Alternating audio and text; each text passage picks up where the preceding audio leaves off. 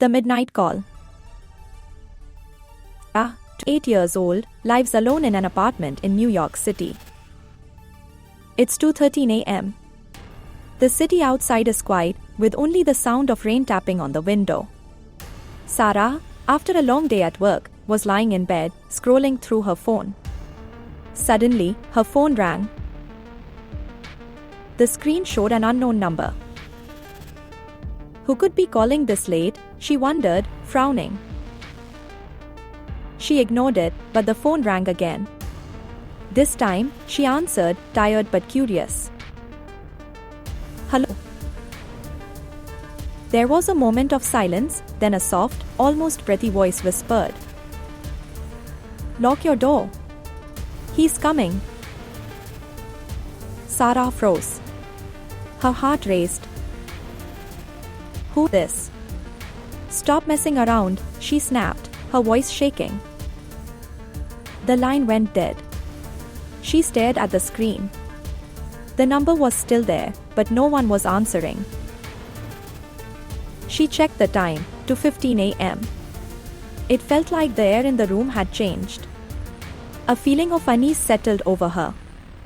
Her phone buzzed again. The same unknown number. Sarah hesitated but answered again. This time, she could hear heavy breathing. He's already inside. Her heart skipped a beat. Sarah jumped out of bed and rushed to the door. It was locked. She checked all the windows.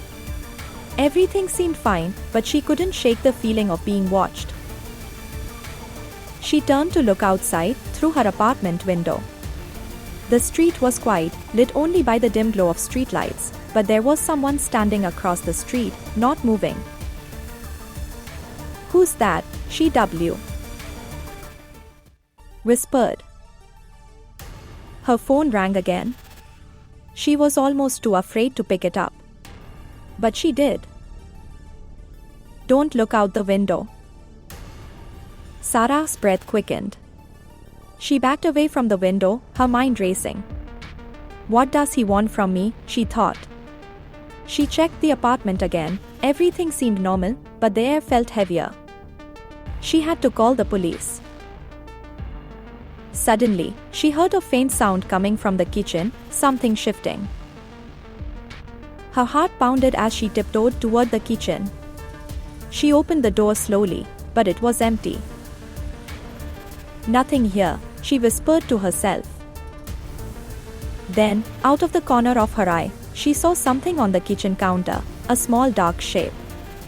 She turned quickly, realizing it was her phone, lying on the counter. The screen was on. And the number was still dialing, by itself. Her breath caught in her throat. I'm already inside. The door behind her creaked.